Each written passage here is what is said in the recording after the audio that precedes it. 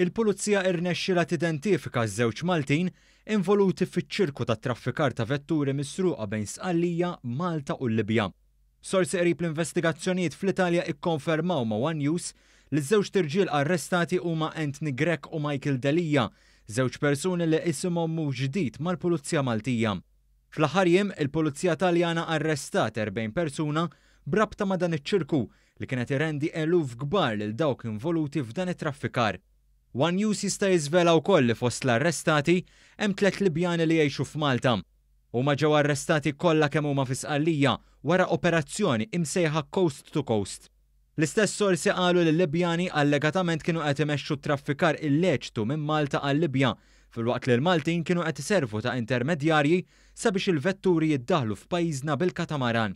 U mifhum li l-Pulizija Maltija permezz tal-iskwadra tal-vetturi misruqa fih dan id-Dipartiment tal-Investigazzjonijiet Kriminali qiegħda f'kuntatt mal-Pulizija Taljana sabiex tgħin fl-investigazzjonijiet li għaddejjin.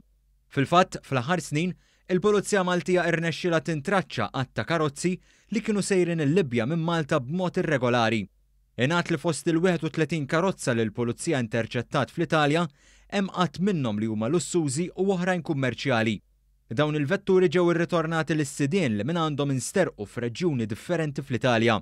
Madankollu, xorta waħda fadal qatt ta' karozzi oħra li ma ġewx interċettati u mhux eskluż li dawn laħqu ġew ittraffikati.